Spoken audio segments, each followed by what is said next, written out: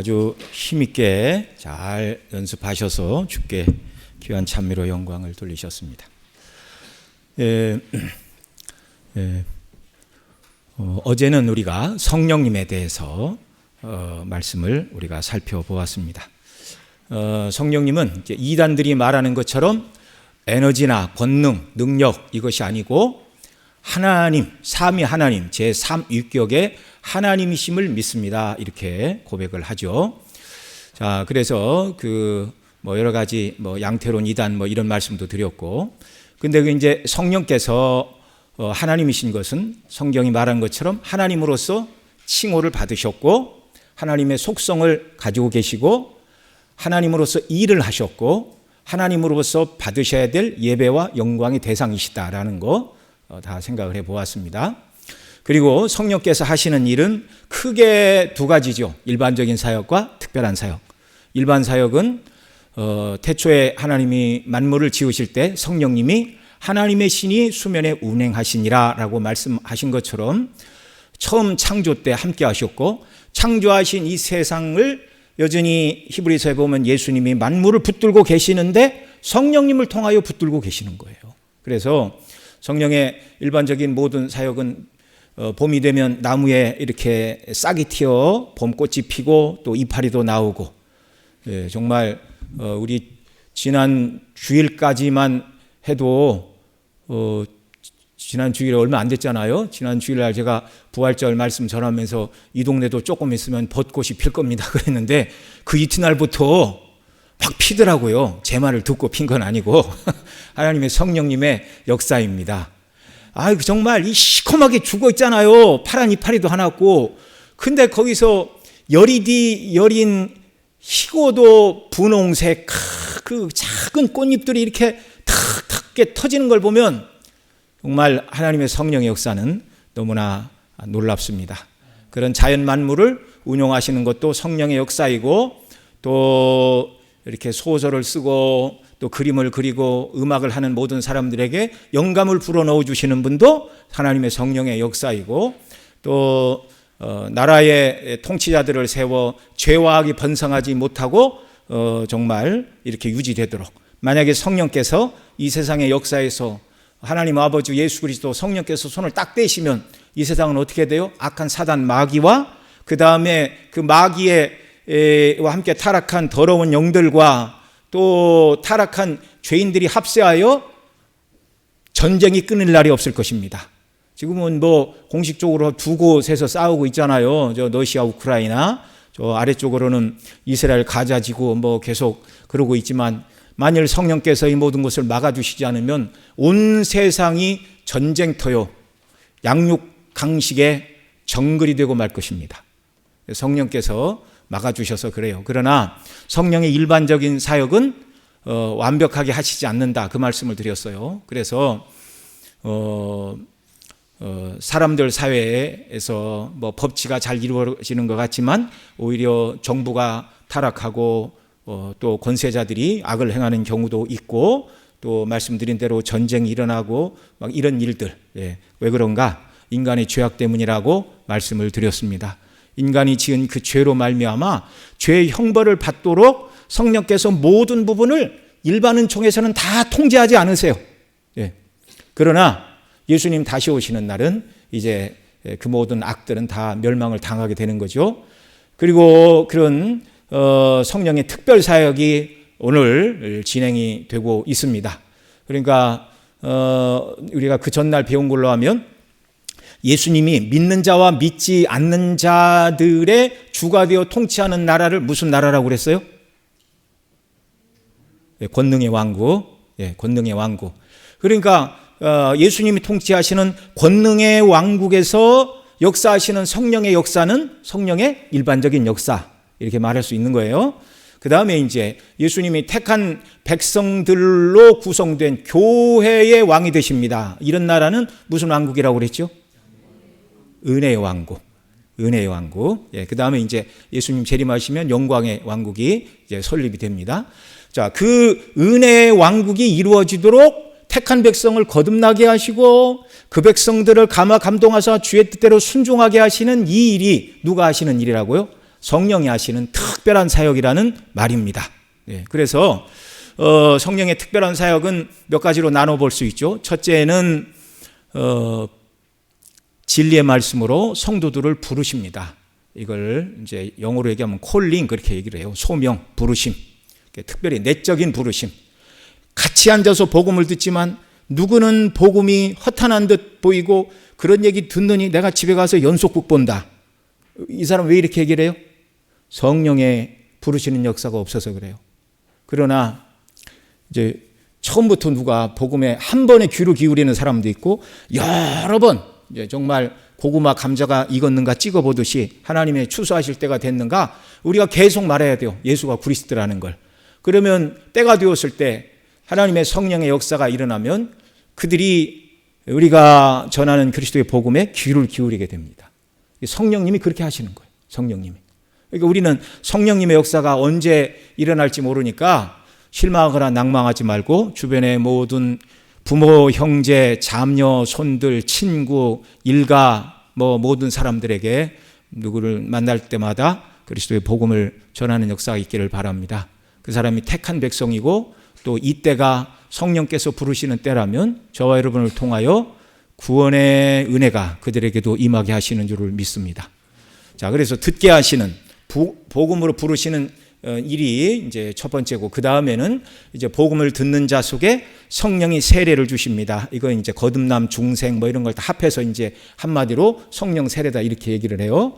그래서 성령 세례의 의미는 성령이 내주하시는 것이고 또 세례가 의미하듯이 죄를 씻는 것입니다.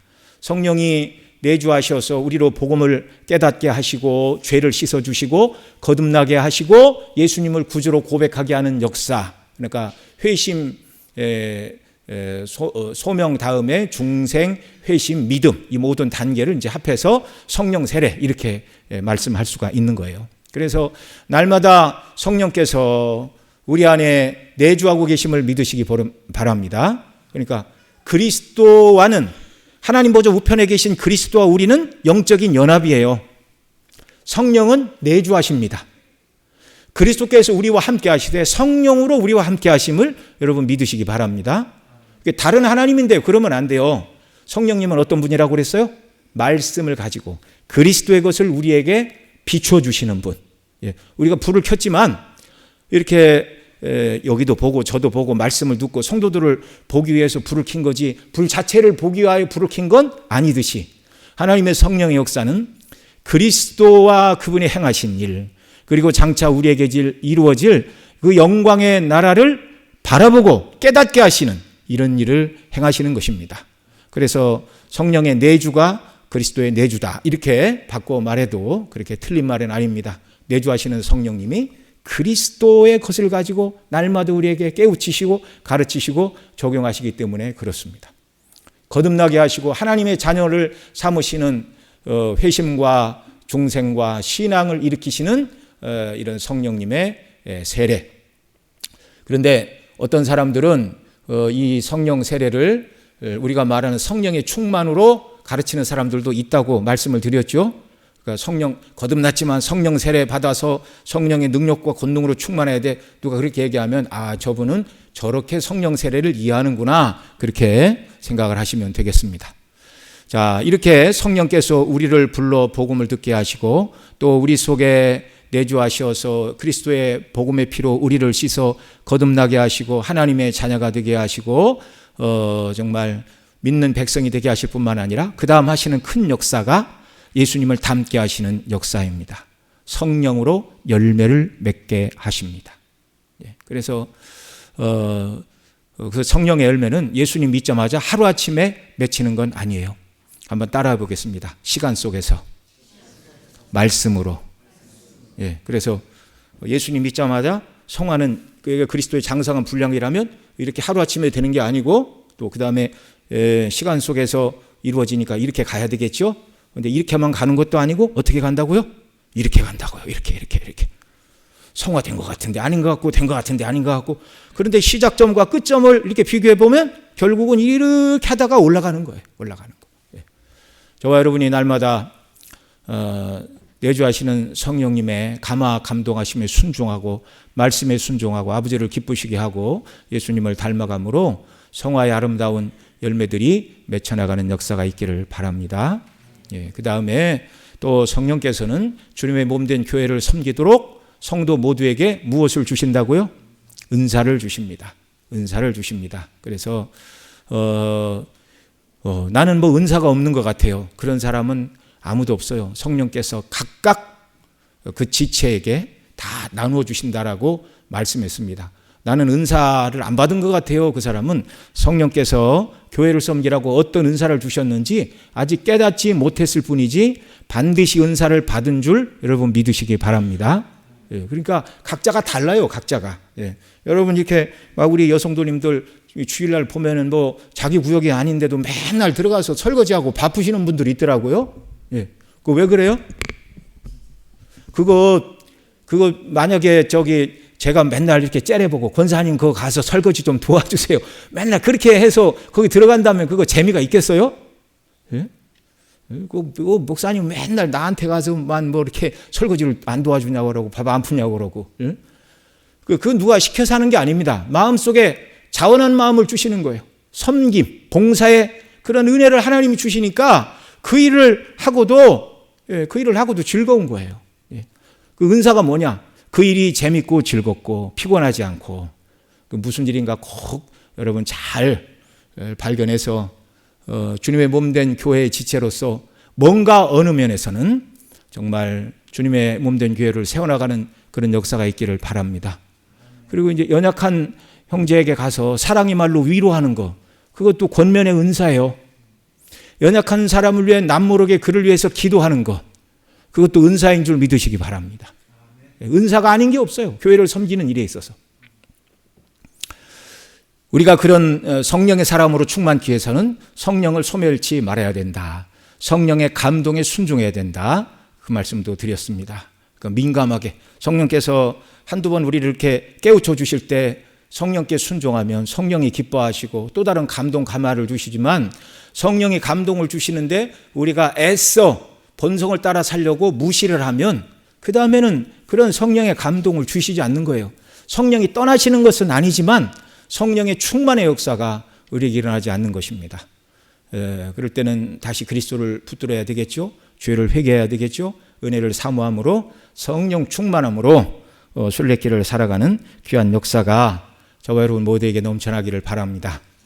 자, 이 시간은 사도신경의 순서에 따라서 거룩한 공교회와 성도의 교통에 대해서 살펴보고 그 다음에 그 뒤에 있는 죄사함과 부활과 영생은 이제 주일날 오후에 살펴보므로 작년 10월 달도 화수목금하고 주일날 오후 5번에서 전반기 무덤에 장사되시는 내용까지 말씀을 전했는데 어떻게 하다 보니까 계획한 건 아닌데 10번 강론을 통해서 사도신경 강론이 이제 일단락이 되도록 그렇게 하겠습니다.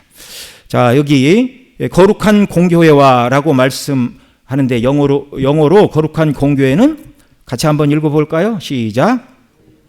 원래 캐톨릭 처치. 네. 홀리는 거룩이라는 말이고 캐톨릭이라는 말은 보편적 또는 우주적이라는 말입니다. 이 표현은 교회가 가지는 두 가지 특징을 보여주는데 첫째, 교회는 어떤 공동체? 거룩한 공동체. 둘째, 교회는 보편적이고 우주적인 공동체. 그러니까 로마 교회에서 자기들을 카톨릭 교회라고 하는데 그 카톨릭이라는 말이 바로 이 말이에요. 보편적인 교회, 우주적인 교회. 그리고 성도들의 교제와라고, 여러분이 거룩한 교회와 공교회와 성도의 교제는 따로 떼어진 게 아니에요. 한 항목이에요. 한 항목. 그걸 기억하셔야 됩니다. 그 다음에 성도의 교제라 말하는데 거룩하고 보편적인 교회와 그 교회가 바로 성도들의 교제 장소라는 것을 한 조항에서 묶고 말하고 있어요. 그래서 마르틴 루터 소교리문답 175문에서 이렇게 가르칩니다. 거룩한 교회란 무엇입니까? 거룩한 그리스도의 교회란 성도들의 교제인데 그리스도를 믿는 모든 신자들만이 이 교회의 회원들입니다. 그러니까 거룩한 공교회와 성도의 교제는 나누어지는 거예요? 안 나눠지는 거예요? 안 나눠지는 거예요. 하나예요, 하나. 자, 먼저 교회는 거룩한 공동체입니다. 교회가 거룩한 공동체라는 말은 교회의 본질이 거룩이라는 말이에요. 교회라는 말이 영어로 처치인데 이 단어는 헬라어 키리아콘에서 파생된 단어로서 주의 것 또는 주께 속한 것이란 뜻을 가지고 있습니다. 이 단어가 라틴어와 독일어를 거치면서 영어의 처치가 되었어요. 그러니까 처치 뜻이 뭐라고요? 주의 것, 주께 속한 것, 교회의 의미가 그런 것이라 그 말이에요. 자, 이제 영어로는 그렇고 교회란 말이 구약에서는 카할인데 회중의 모임입니다. 회중의 모임. 구약 이스라엘 백성은 다 믿는 자예요? 안 믿는 자도 섞여 있어요? 다 언약 백성이에요. 나면서 할례를 받았어요. 물론 진실로 하나님을 경외하는 신앙에서 떠난 사람이 있지만 겉으로 보기에 구약의 모든 백성들은 다 누구예요? 언약 백성이에요. 그러니까 뭐 신약처럼 에클레시아 세상에서 불러낼 필요가 없어요. 구약 백성은. 이해가 되시죠? 무슨 말인가? 그 언약 백성들이 모여서 예배하고 하나님께 찬양하면 그게 교회가 되는 거예요. 구약 시대는. 이해가 되시죠? 그래서 구약에서는 뭐 그 집단 가운데 불러냈다 그런 의미가 아니고 회중이 모이면 구약에는 교회인 것입니다. 다 언약 백성이기 때문에. 자, 그리고 신약에서는 에클레시아라고 불렀는데 카리지는 회중이라는 의미를 내포한 함께 불러내서 만남이라는 뜻입니다. 그래서 교회라는 말은 하나님을 배반하고 죄에 빠진 자들 가운데 신약에서 그래요. 그들의 죄와 세상과 사망의 절에서 불러내어 그리스도의 피로 죄를 씻고 구원하심으로 당신의 백성을 삼으신 자들, 불러내어 당신의 백성을 삼으신 자들, 이것이 에클레시아, 부르심을 받은 자들이라는 뜻입니다. 여기 거룩한 공교회라는 말에서 거룩이라는 말이 히브리어로는 카도시이고 그 다음에 헬라로는 하기오스인데 이 단어가 하나님께 사용될 때에는 이 세상과 인생으로부터 구별되시고 장엄하시고 순결하시고 완전하시고 존경받아 마땅한 분이라는 뜻을 가지고 있어요. 그리고 이 단어가 사람에게 사용되면 세상으로부터 분리되었다, 하나님께 바쳐졌다, 하나님을 위해 예비되었다, 순결하다 그런 의미입니다. 그래서 이 거룩이라는 단어의 첫 번째 의미는 구별되고 분리되다입니다. 하나님은 세상의 피조물로부터 구별되신 분이고 우리가 거룩한 하나님의 백성이라는 것은 세상에 속한 자들로부터 분리되었다. 이게 거룩의 첫 번째 의미.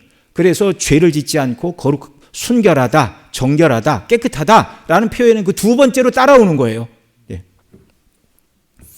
그래서 교회가 거룩한 공교회라고 할 때 예수님의 피로 죄 씻음을 받아 의롭다 하심을 입고 그리스도와 연합된 하나님의 백성으로서 이 세상과 세상의 죄악으로부터 구별되고 분리된 거룩한 공동체라는 말입니다. 레위기 19장 2절 여호와께서 모세를 통하여 광야교회에 이렇게 말씀하셨어요. 시작.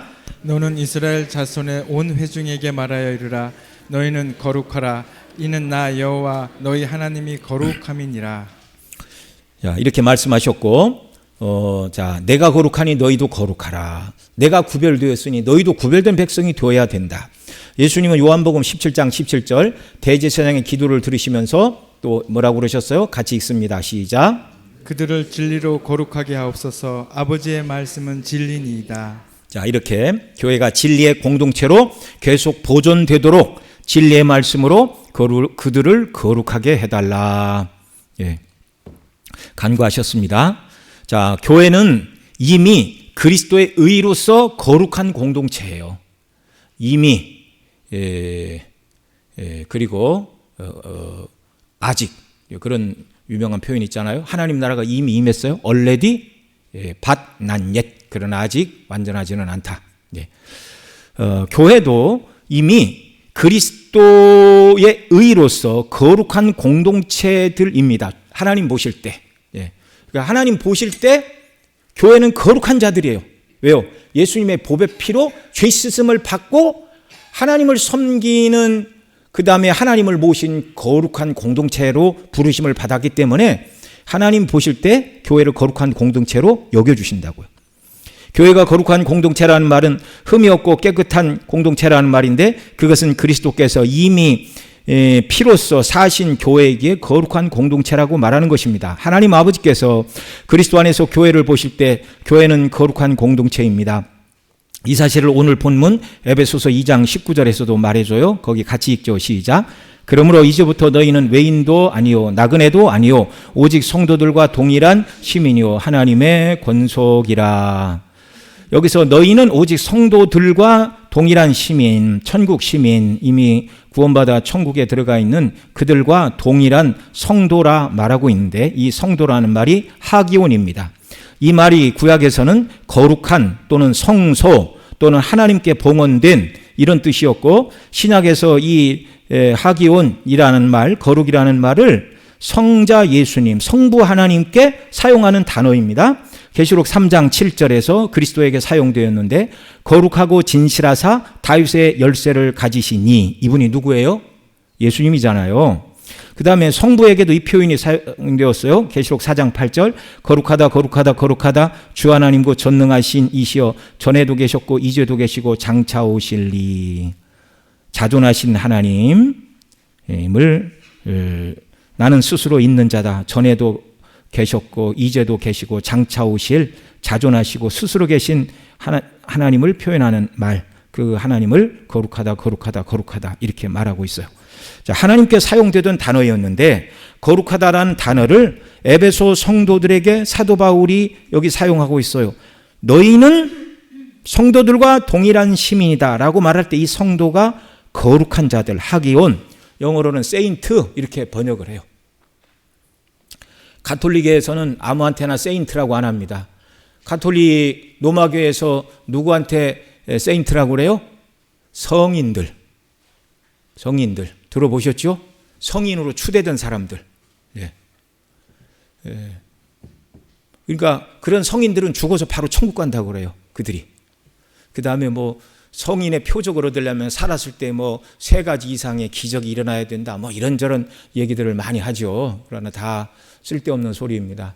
여러분, 자기 의와 노력으로 하나님 보시기에 너는 의로운 자라는 칭호를 받을 자가 누가 있어요? 그럴 자가 있으면 예수님이 이 땅에 오실 이유가 없어요. 그런데 성경은 이미 예수님의 보배 피로 씻음받은 저와 여러분을 어떤 자들이라고 부른다고요? 거룩한 자들이라고, 세인트라고. 성령께서 복음의 말씀으로 그리스도의 피로 우리를 씻어 하나님의 백성으로 삼아주셨기 때문에 저와 여러분이 그리스도 때문에 하나님 보시기에 거룩한 자들이에요. 거룩한 자들. 그런 의미에서 교회는 이미 거룩한 공동체입니다. 하나님 보실 때. 너희 곧 에베소 교인들이 거룩한 자들인 이유, 13절 보면 그리스도의 십자가로, 그 다음에 16절에서도 역시 그의 피로 말미암아 막힌 담을 허시고 둘로 하나를 만드사 쭉 이렇게 말씀을 하고 있어요. 예수님의 보배 피로 말미암아 우리를 거룩한 공동체로 하나님이 만드셨습니다. 다른 말로 얘기하면 칭의의 구원을 받은 교회는 이미 하나님 보실 때 어떤 존재라고요? 거룩한 공동체라고요. 교회를 거룩한 교회라고 부르는 것에 대해 칼빈의 제네바 유리문답 96문에서는 이렇게 가르칩니다. 어떤 의미에서 교회를 거룩하다고 부르는 것이지요? 하나님께서는 당신께서 택하신 자들 안에서 당신의 영광이 빛나게 하기 위해 이들을 의롭게 하시고 정결케 하시사 거룩하고 흠이 없게 만드셨기 때문입니다. 예수 그리스도께서도 당신의 교회를 구속하신 후 이를 거룩하게 만드셨는데, 이는 당신의 교회가 영광스럽고 흠이 없도록 하기 위함입니다. 네, 그 앞에 성부께서 택하신 자들, 하나님께서는 당신께서 택하신 자들 안에서 당신의 영광이 빛나기 위해 이들을 의롭게 하시고 정결하게 하사 거룩하고 흠이 없게 만드셨습니다.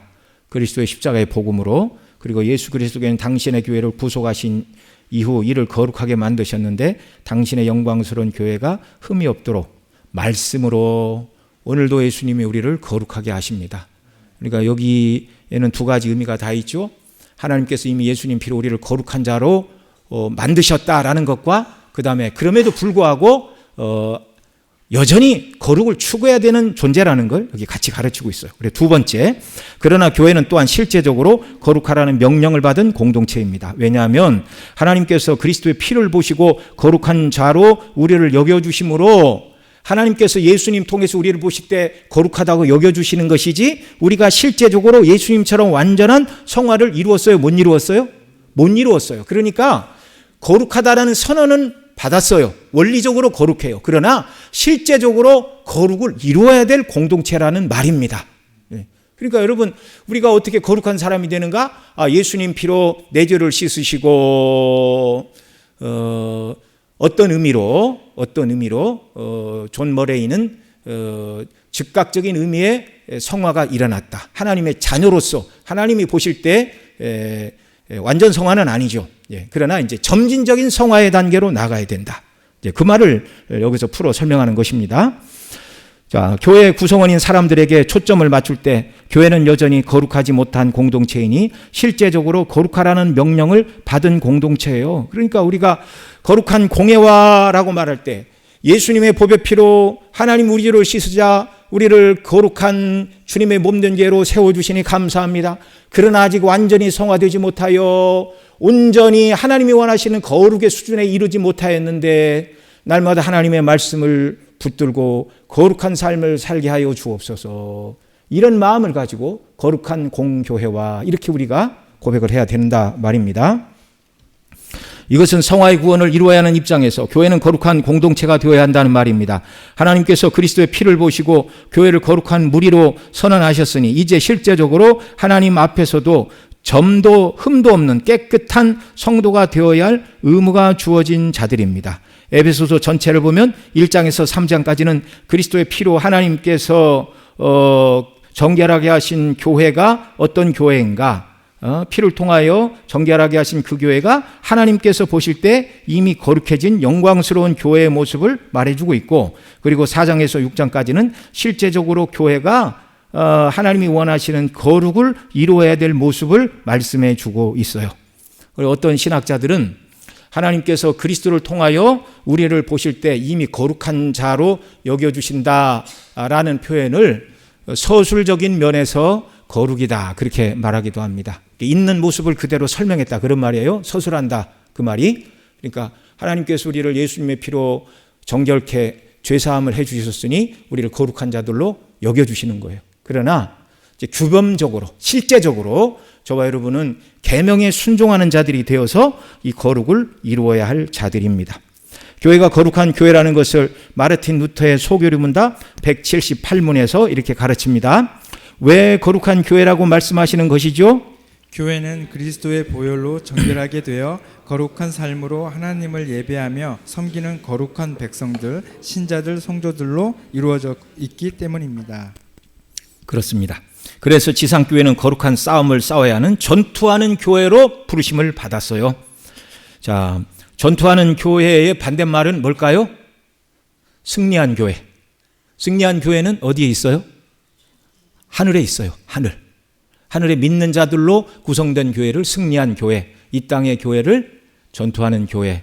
또 이제 우리 같이 이렇게 모여서 드리는 교회를 유형교회라고 그럽니다. 그 다음에 또 이제 무형교회라고 말이 있어요. 무형교회.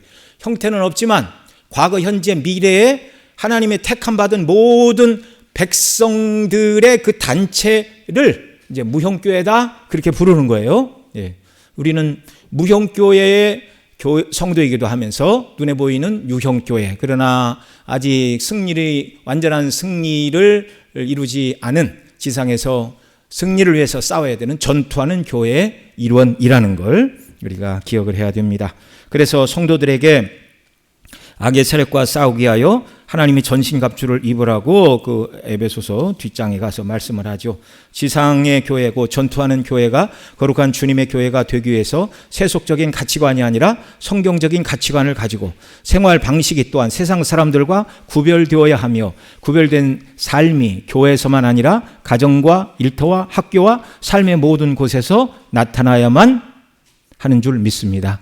이것이 주님이 피 흘려 세우신 교회가, 이런 교회가 되기를 원하고 주님이 보배 피로 저와 여러분을 구원해 내셨음을 믿으시기 바랍니다.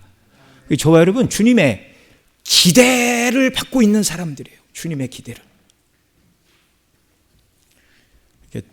자녀들이 부모가 공부 열심히 해서 막 이렇게 압력을 하면 부모의 기대가 한편으로도 좋은데 부담스럽죠. 여러분 부모의 기대를 완전히 만족시킬 수 있는 학생은 얼마나 될까요?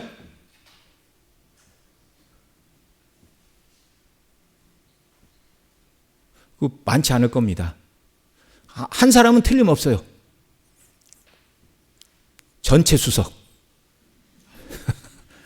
뭐 전체 수석 했는데 수능 봐서 전체 수석 했는데 그 부모가 뭐 더 바랄 거 있어요? 없겠지요. 네. 그러나 그 2등만 해도 어떤 부모는 그 한 문제만 안 틀렸어도 네가 1등인데 다 이런 거 아닙니까? 네.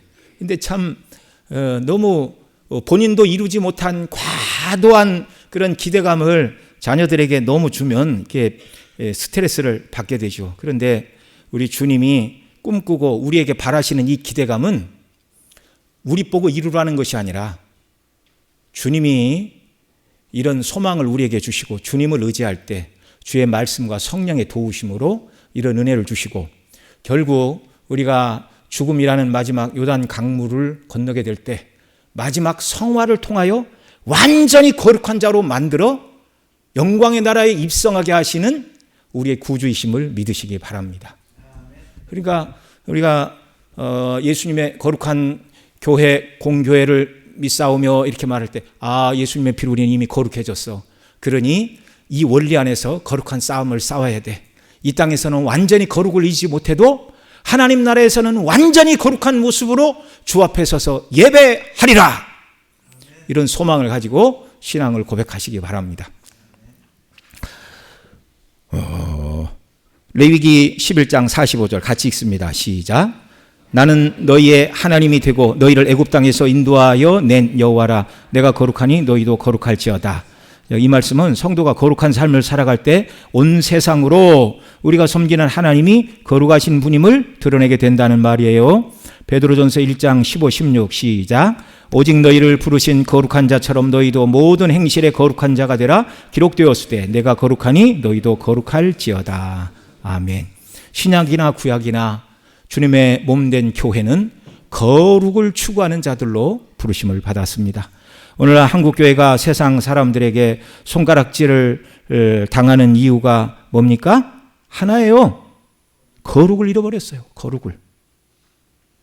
자기들이 생각할 때 교회는 적어도 이랬으면 좋겠다 하는데 너무 성공주의, 물량주의로 세속주의로 나가는 교회의 모습을 보고 비아냥하고 손가락질합니다.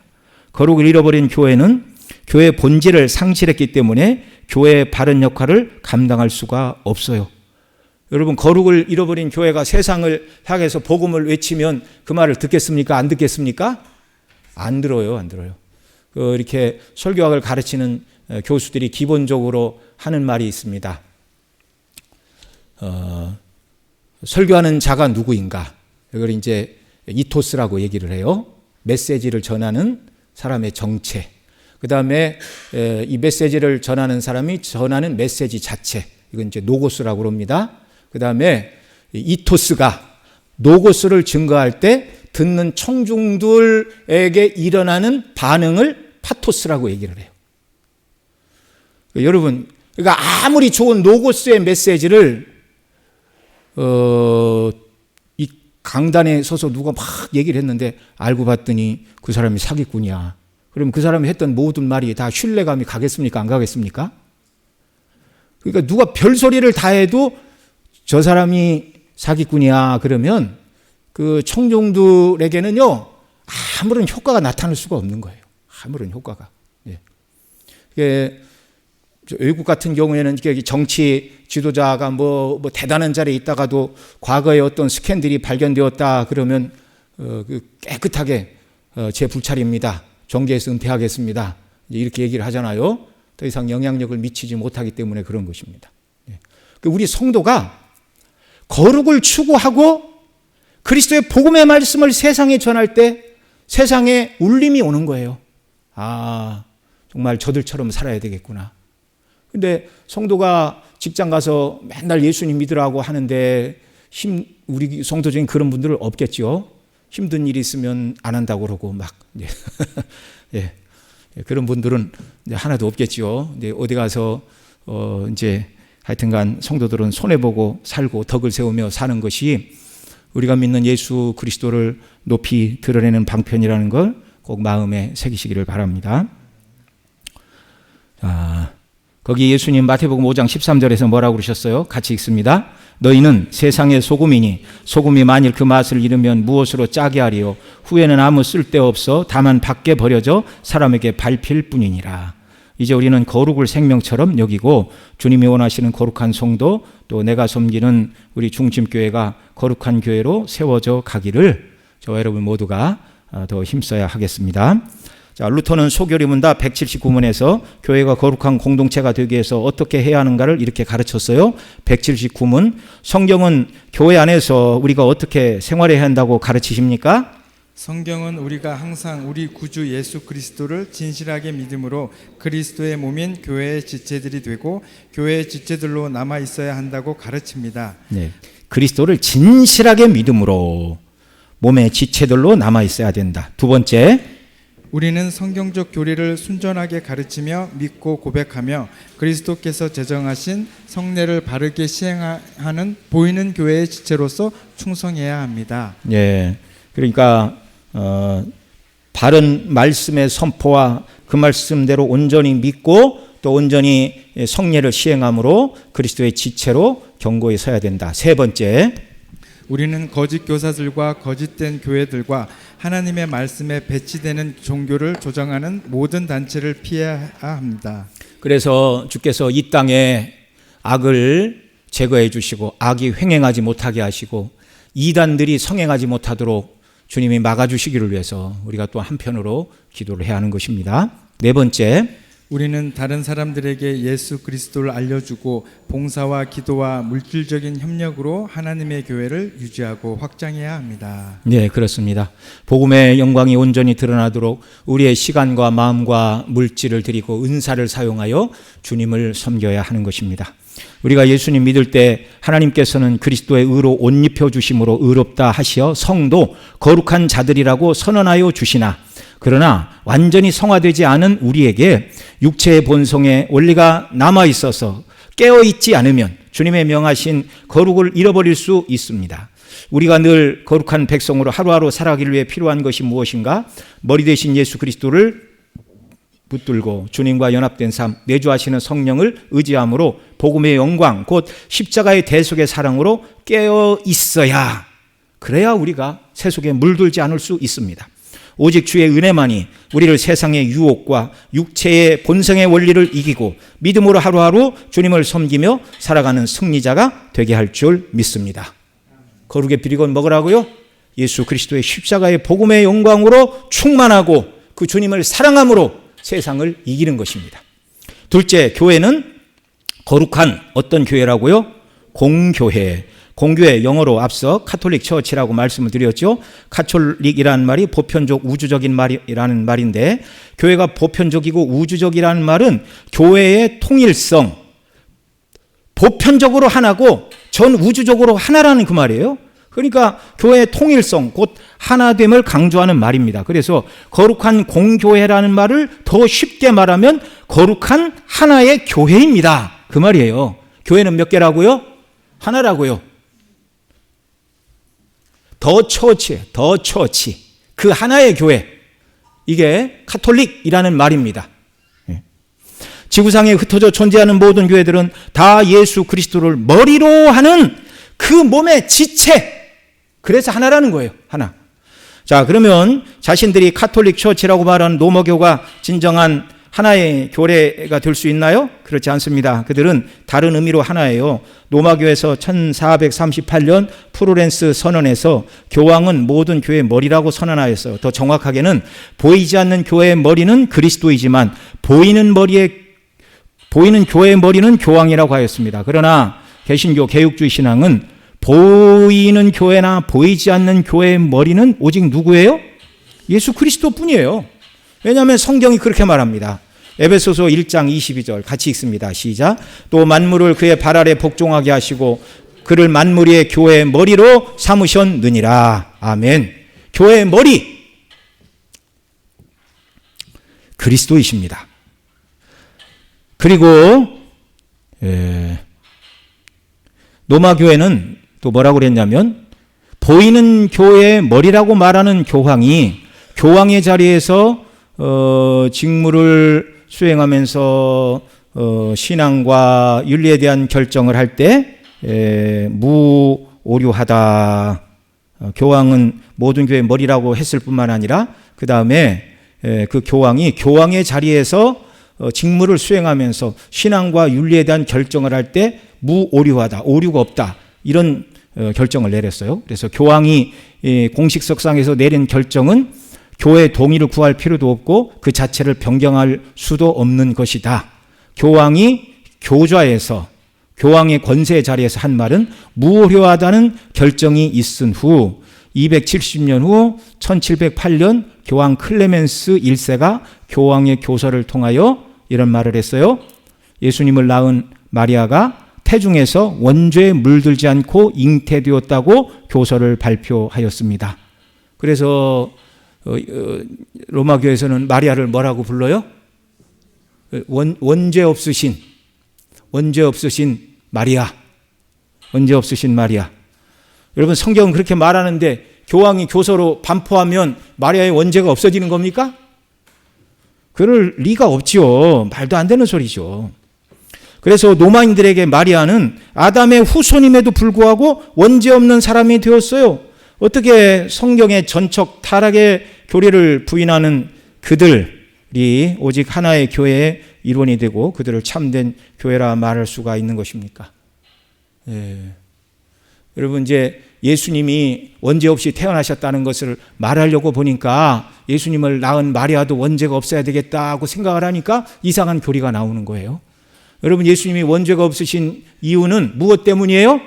예수님은 아담의 후손이 아니에요. 여자의 후손, 성령으로 잉태되셔 여자의 후손으로 나셨기 때문에 예수님은 원죄가 없으신 분이십니다. 그렇게 믿으면 되는 거예요. 그 성경이 없는 사족을 자꾸 붙이면 안 돼요. 성경대로 성경이 말하는 데까지만 말하고 성경이 멈추면 멈추고 가라면 가고 서라면 서고. 두 번째, 보편교회는 서술적인 면에서 하나입니다. 하나의 교회라 말씀하셨는데 어떤 의미에서, 그러니까 눈에 보이는 면에서 하나라 그런 말이에요. 교회가 하나라는 말의 소술적인 의미, 하나님 보시기에 현재 그렇다 그런 말이에요. 앞서 교회가 거룩하다고 말할 때 예수님 피로 죄를 씻었기 때문에 하나님 보실 때 교회가 어떻다고 그랬어요? 거룩하다고 그랬죠. 예. 그러니까 하나님 보실 때 세상의 교회는 그런 의미에서 역시 하나라는 말입니다. 왜요? 에베소서 2장 20절 사도 바울은 교회의 하나됨을 이렇게 말해요. 같이 읽습니다. 너희는 사도들과 선지자들의 터 위에 세우심을 입은 자라 그리스도 예수께서 친히 모퉁이 돌이 되셨느니라. 아멘. 교회는 넓은 터, 그리고 넓은 터 위에 모퉁이 돌로부터 세워졌습니다. 그러니까 교회의 넓은 터는 누구라고 그랬어요? 사도와 선지자. 여기 사도와 선지자는 무엇을 말하는 거예요? 사도와 선지자들이 증거한 복음을 말하는 거예요. 교회의 넓은 터는 복음이고 그 다음에 교회가 세워진 기초석은 누구라고요? 그리스도, 모퉁이 돌, 그리스도, 예수 그리스도. 성경에 증거하는 모든 핵심 메시지의 포인트는 누구에게 가 있어요? 예수 그리스도. 그래서 교회의 넓은 터는 사도와 선지자들의 교훈인 말씀에 근거하는 것이고 더 정확하게는 예수 그리스도 터 위에 교회가 세워지는 것입니다. 21절 그 안에서 건물마다 서로 연결하여 주 안에서 성전이 되어가고, 그러니까 예수님을 구주로 믿는 모든 사람들은 주 안에서 그 주님을 머리로 하고 주님을 모신 하나의 성전, 하나의 교회로 하나님이 보신다고요. 현재 교회를 하나님이 보실 때 지상의 모든 교회는 몇 개로 보신다고요? 하나, 오직 하나라고요. 하나의 교회.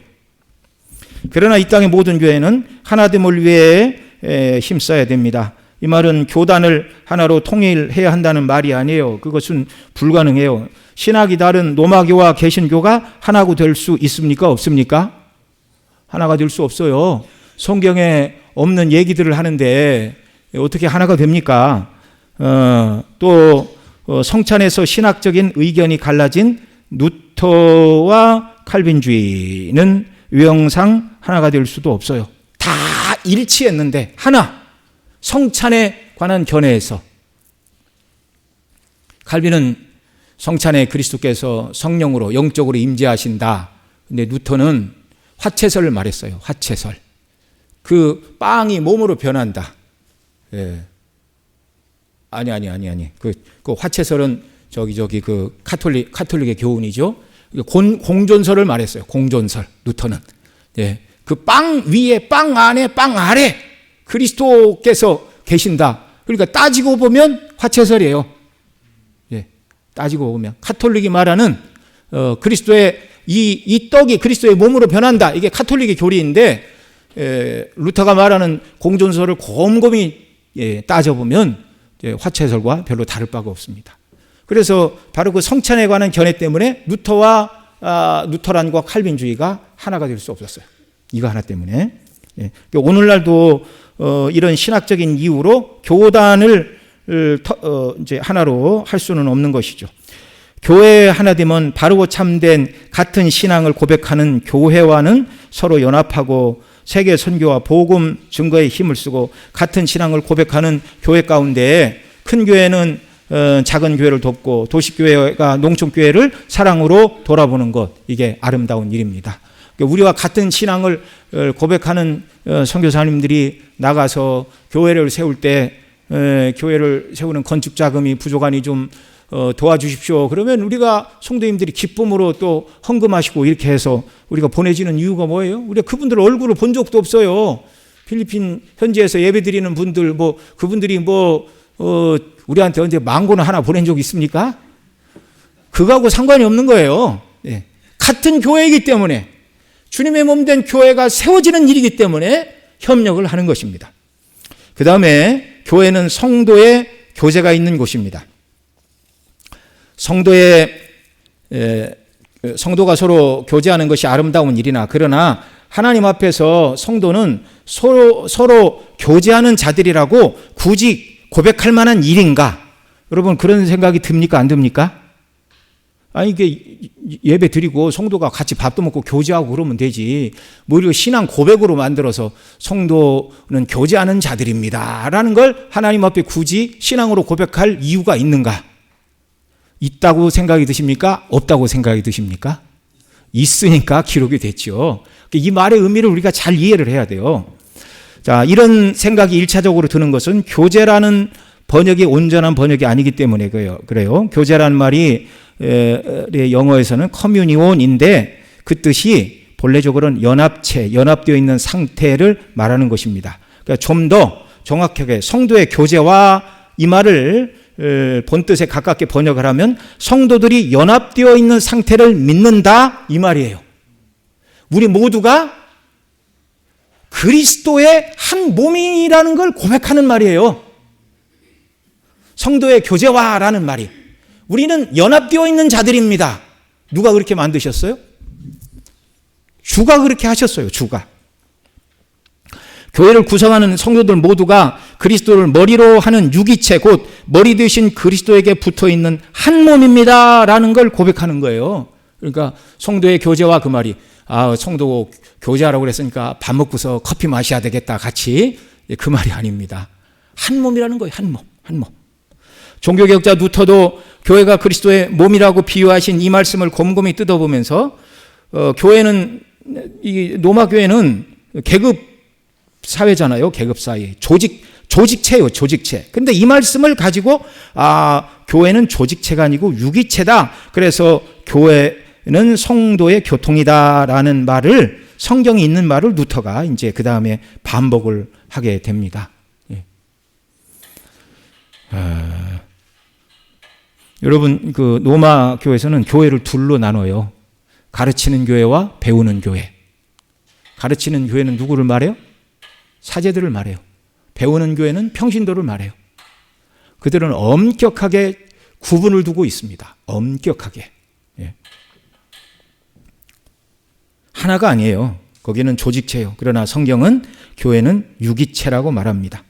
성도의 교제, 커뮤니온, 연합체는 친교를 넘어서 서로 공감하며 하나로 연결된 유기체, 곧 한 몸이라는 말입니다. 우리가 성도의 교제와 주님께서 우리를 당신의 피로 사서 우리를 주님을 머리로 하는 한 몸으로 만들어 주셨습니다. 이걸 고백하는 거예요.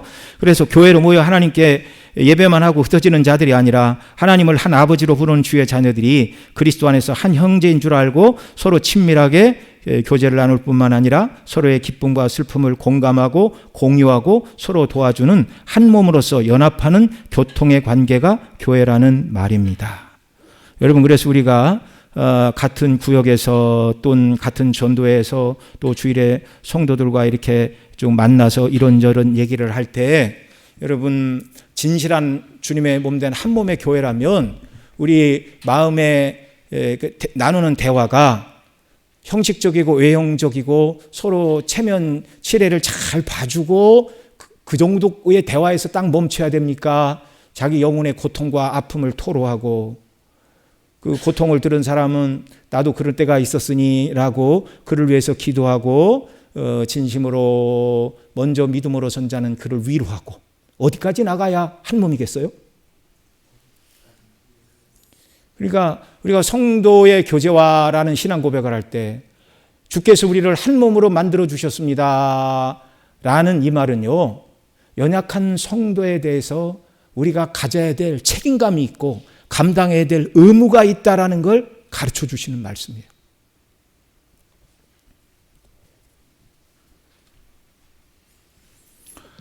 그래서 신앙 고백에서 성도의 교제화라고 고백할 때 주님께서 십자가의 구원으로 믿는 자들 모두를 이런 관계로 만들어 주신 것을 믿는다. 그래서 우리는 주님이 명하신 그런 연합체로서 서로를 돌아보고 하나가 되기를 원한다는 것을 고백하는 것입니다.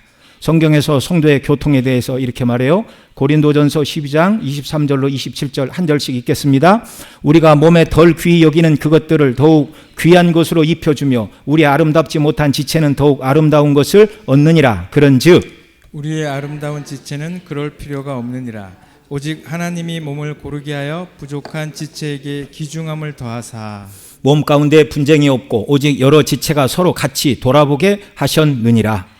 만일 한 지체가 고통을 받으면 모든 지체가 함께 고통을 받고 한 지체가 영광을 얻으면 모든 지체가 함께 즐거워하느니라. 함께 읽습니다. 너희는 그리스도의 몸이요 지체의 각 부분이라. 아멘. 이게 바로 성도의 교통이에요. 서로가 예수님을 머리로 하는 한 몸의 지체인 줄 알고 지체가 서로 같이 돌아보는 것, 이게 뭐라고요? 성도의 교통. 성도의 교통.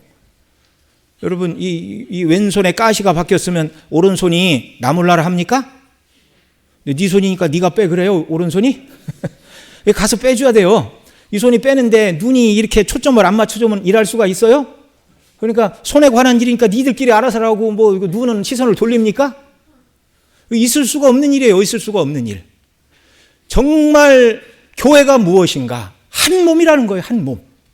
그러니까 여러분, 예를 들어서 우리 지체 안에 어떤 허물과 연약이 있으면 다 같이 그 사람 째려보고 손가락질하면 안 되는 거예요. 어떻게 해야 돼요? 그 지체의 아픔에 함께 동참해야 되는 거예요. 주님이 그 사람도 위하여 피 흘려 주시고 구원하신 백성입니다. 성도의 교제화 속에 이 어마어마한 신학적 의미가 함유되어 있다는 걸 우리가 알고 신앙 고백을 해야 됩니다. 자, 그 돌아보면 한 지체가 아파할 때 함께 아파하는 것이요, 한 지체가 영광을 얻으면 함께 즐거워하는 것인 줄을 여러분 믿으시기 바랍니다. 예. 한 지체가 아파하는데 겉으로는 아유 안 돼서 그러는데 속으로 고소하다라는 마음이 들으면 회개해야 돼요. 한 지체가 영광을 얻을 때 함께 축하하지만 아이고 나는 뭐야 이런 마음이 들으면 내가 아직 온전히 성화되지 못한 것입니다. 그에게 주신 축복이 곧 나에게 주신 복이다. 한 몸이에요, 한 몸. 언제쯤 되면 저와 여러분 모두가 이런 사람이 될까요? 걱정하지 마십시오. 천국에서는 다 이런 사람으로 한 몸을 이루고 아버지의 자녀로 영광 가운데 영원히 살 것입니다. 영원히 살 것입니다. 잠시 이 땅에서는 이 모습을 온전히 이루지 못한다 할지라도 천국에서는 이 모습으로 영원무궁토록 진실로 서로를 사랑하며 이 사랑 가운데 그리스도와의 연합 속에 아버지를 예배하고 기쁨과 찬미와 희락이 넘치는 영광의 나라, 이 구원을 주님이 우리에게 주시기를 위하여 이 땅에 오시고 십자가를 지셨습니다. 갈라디아서 6장 2절 같이 읽죠. 시작. 너희가 짐을 서로 지라. 그리하여 그리스도의 법을 성취하라. 서로의 짐을 지는 것이 성도의 교제이고 연합이요 유기체인 그리스도의 몸된 교회가 할 일이라 말씀하고 있고, 이렇게 할 때 그리스도의 법 곧 사랑의 법을 성취할 수 있습니다. 고린도 교회는 교회가 주님의 한 몸고 연합체요 유기체인 줄 모르고 서로 분쟁하고 구별하고 자기와 다른 사람들을 차별했어요. 은사를 받은 사람들은 은사를 받지 못한 사람들, 특별히 방언을 하는 자들은 그렇지 못한 자들을 차별을 했습니다. 우리나라 은사주의가 한참 이렇게 교회에 이렇게 몰아칠 때 방언 못하면 구원 못 받았다 이런 얘기하는 사람들, 방언하는 사람들끼리만 모여서 밥 먹었어요. 그렇게 하면 됩니까? 부자와 가난한 자들은, 이제 고린도 교회 얘기예요. 부자와 가난한 자들은 한 자리에 앉아서 애찬도 성찬도 나누지 않았어요. 부자 곧 주인 자주자들은 일찍 먹을 것을 싸가지고 왔고, 그 교회 고린도 교회 노예된 종된 성도들은 그 집에 소를 키우면 소 다 이렇게 먹을 거 주고 젖으면 젖을 짜고 와야 돼요? 그냥 와야 돼요? 젖을 짜고 와야죠. 우리 장로교가 여기 미국 선교사님들로부터 이렇게 왔잖아요. 네, 북장로교 특별히 선교사님들이 오셔서 주일 낮 예배를 11시에 모이는 걸 그때부터 시작을 했습니다. 그런데 그 전통이 영국에서부터 시작됐어요. 영국 퓨리탄들이 건너가기 전부터. 그 영국 교회는 왜 그렇게 했냐 그랬더니 그 소떼와 양떼 주일날 그 젖을 안 짜면 소와 양들이 살 수가 없어요. 그러니까 외양간 청소하고 젖 짜고 소 짜고 바쁘게 움직이고 모이면 그 시간이 11시였다는 겁니다. 네. 네. 자, 우리가 이런 자, 이제 그 지금 성찬 얘기가 글로 갔네요. 그러니까 노예들은 집에서, 종들은 집에서 잡물을 처리하고 아무래도 늦게 오겠죠. 늦게 교회로 왔더니 주인들, 부자들은 애찬을 나누고 성찬을 다 나눴어요. 지금은 이제 성찬 예식이 빵도 요만큼 또 잔도 요만큼, 원래는 포도 주잖아요. 우리는 이제 포도 주스를 드리지만, 근데 그 당시에 주에 이렇게 만찬을 나누고 성찬을 나눌 때는 그 포도주를 조금 먹는 게 아니라 아주 한 잔씩 두 잔씩 이렇게 먹으면서 기념을 했습니다. 그러니까 먼저 와서 애찬을 나누고 성찬을 자기들끼리 나눈 자는 다 먹고 취해 있는데, 나중에 온 사람들은 애찬도 없고 성찬을 나눌 것도 없어요. 그래서 늦게 온 자들이 눈물을 흘립니다. 네. 사도가 그런 것들을 지적하면서 교회가 유기체이고 한 몸인데 이럴 수 있느냐? 한 몸인 걸 기억하라. 그래서 사도 바울의 권면한 대로 성도들 모두가 자유자나 종이나 유대인이나 헬라인이나 남자나 여자 할 것 없이 그리스도의 피로 구속함을 받은 하나님의 같은 자녀 곧 그리스도를 머리로 하는 한 몸의 지체로 연합된 유기체라는 것을 온전히 깨닫고, 먼저 믿는 자와 신앙이 앞선 자들이 연약한 자와 나중 믿는 자들을 사랑으로 돌봐주고, 부자들은 교회로 모일 때 넉넉하게 애찬과 성찬의 물품을 준비하여 기다렸다가 노예 신분인 성도들과 함께 애찬을 나누고 성찬을 시행했다면 이제 그런 교회로 바뀌었겠죠. 세상 사람들이 볼 때 이건 보통 일입니까? 보통 일 아닙니까? 보통 일 아닙니다. 천지가 개벽되는 일이에요. 저들은 뭔데? 예? 노예와 주인이 한 상에서 먹고 마시고 함께 애찬을 나누고, 이게 무슨 일이냐? 주님이 만드신 교회의 모습이에요. 하나된 교회의 모습. 교회 안의 모든 공동체는 주님 안에서 그리스도의 피로 구속함을 받은 한 몸인 것을 인하여 기쁨과 감사가 넘치는 교회로 세워져 갔을 것입니다. 갈비는 성도의 교통에 대해 이렇게 말했어요. 그리스도께서 우리를 위해 자신을 주심같이 우리는 다른 사람을 위해 우리 자신을 줘야 된다. 앞서 우리가 읽었던 너희가 짐을 서로 지라 그리하여 그리스도의 법을 성취하라, 그 말을 설명하는 거예요. 이것이 교통이다. 그리고 한 개인의 믿음의 성장과 성화는 혼자서 이루어지는 것이 아니다. 성도의 교통을 통하여 이루어진다. 성도는 홀로 성장하지 못한다. 누군가 그를 찾아주고 격려해주고 지지해주고 기도해주고 자기를 내어주는 교통을 통하여 성장을 한다. 성도의 참된 교통 없이 성장도 성화도 힘든 것입니다. 저와 여러분이 먼저 믿었다면 나중 믿는 자들에게 이렇게 한 지체로서 교제를 통하여 우리의 시간과 은사와 마음과 나눠주고 그들을 위하여 기도함으로 세워가는 역사들이 있기를 바랍니다. 자, 그러면 우리가 다른 사람과 바른 교통을 위해서 먼저 무엇을 해야 되는가? 먼저는 성령님과 교통하고 성령 안에서 그리스도와 교통해야 됩니다. 고린도후서 13장 13절 시작. 주 예수 그리스도의 은혜와 하나님의 사랑과 성령의 교통하심이 너희 무리와 함께 있을지어다. 먼저 우리는 이 축도의 내용대로 성령님과 교통해야 돼요. 우리가 말씀으로 나갈 때 진리의 영이신 성령께서는 그 말씀을 깨닫게 하시고 깨달은 자들에게 기도할 힘을 주십니다. 그래서 우리가 기도하지요. 기도로 나아간 자들에게 성령께서는 그 간구한 기도에 따라서 살아갈 힘과 은혜를 주십니다. 성도가 먼저 말씀과 기도로 나아가 교통을 누리고 성령님과의 교통 속에서 누리는 기쁨과 만족의 은혜를 가지고 연약한 성도들이 자신과 연합된 주님의 한 몸인 것을 기억하고 성도의 짐을 함께 나누어지고 자신을 내어준다면 그것이 주님이 원하시는 기뻐하는 성도의 교통이 이루어지는 것입니다. 여러분, 우리 곁에 누구라도 진실하게 마음을 열어 교통할 수 있는 사람 한 사람만 있다면 절대 삐뚤어진 길로 갈 수가 없습니다. 그런데 그 한 사람의 친구가 없던 사람이 역사 속에 히틀러였어요. 그 많은 사람들이 히틀러에게 히틀러의 친구는 누구다라는 사람이 있었어요. 근데 그 사람을 중요한 자리에 이렇게 다 이렇게 앉히고 그랬습니다. 근데 그 사람에게 가서 실제적으로 인터뷰를 했더니 많은 사람들이 히틀러에게 유일한 친구가 있다면 사람들은 나라고 그럴 것입니다. 그런데 히틀러는 중요한 순간에 모든 친구들을 멀리했다라는 거예요. 그 도덕적이고 윤리적인 뭐 이렇게 토론을 하고 이래야 되는데 그럴 때가 되면 거리를 뒀다는 거예요. 나가라고 그러고. 그러니까 무엇이 옳고 그른지에 대한 피드백을 받아본 적이 없어요.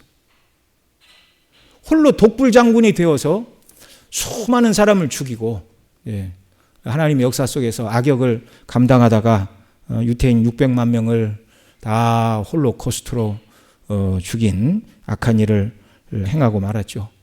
그가 정상적인 사람들과 교제하고 교통하고 일상적인 가정의 행복과 사람들이 당하는 고통과 아픔 뭐 이런 것들에 눈을 떴다면 그렇게 무자비한 사륙자가 되지는 않았을 것입니다. 두 번째, 또한 우리는 성령 안에서 우리 주 예수 그리스도와 교통해야 됩니다. 웨스트민스터 대의문답 83문에서 이렇게 가르쳐요. 무형교회, 이 무형교회라면 과거와 현재와 미래의 머리 되신 그리스도 아래 하나로 모이는 택함받은 사람들 전체를 무형교회라고 하는데, 무형교회 회원들이 그리스도와 더불어 갖는 교제는 무엇입니까? 무용교회의 회원들은 현세에서 그리스도와 더불어 영광의 첫 열매들을 누리고 있습니다. 이는 그들이 자신들의 머리이신 그리스도의 지체들이고 그분 안에서 그분이 충만히 소유하고 계시는 그 영광을 함께 누리고 있기 때문입니다. 그리고 그 보증으로 그들은 하나님의 사랑에 대한 의식, 양심의 평화, 성령 안에서는 기쁨, 영광의 소망을 누립니다. 반면에 악인들에게는 하나님의 복수하시는 진노에 대한 의식, 양심의 공포, 심판에 대한 두려운 기대가 사후에 그들이 당할 고통의 시작입니다. 네, 그렇습니다. 그래서 우리가 예수님의 십자가의 그 복음의 영광을 묵상하며 정말 주님 나를 위해 십자가를 지시고 오늘도 나의 왕, 나의 제사장, 나의 선지자가 되셔서 나를 다스리시고 나를 위해 중보하시고 나를 깨우치시니 감사합니다. 주님께 사랑을 고백하고 나아가 주님과 교제할 때 주께서는 우리 마음에 사랑과 평강과 기쁨과 하늘의 영광의 소망을 주십니다. 우리는 이 은혜와 힘을 가지고 이제 다른 성도들과 교제하며 연약한 자들을 세워야 하는 것입니다. 여러분, 내게 나눠줄 것이 없는데 누구를 만나면 부담이 되겠어요? 안 되겠어요? 예? 동창들을 만나러 가는데 짜장면 값이 주머니에 있어야 가지요. 다른 사람이 낼 수도 있지만 내가 내야 되는 경우도 있잖아요. 예. 그러니까 여러분, 우리가 성도의 교제를 나누기 위해서는 먼저 성령과 교제하고 그리스도와 교제하고 주시는 은혜를 가지고 사람을 만나야 됩니다. 내가 그런 준비가 안 됐다면 성도를 만났을 때 가능하면 듣기만 하십시오. 은혜가 없는 상태에서 입을 열면 좋은 소리가 나갈 수가 없는 것입니다. 늘 기도해야 돼요. 그런 자리에서도 주여, 연약한 형제에게 내가 마땅히 할 말을 가르치소서.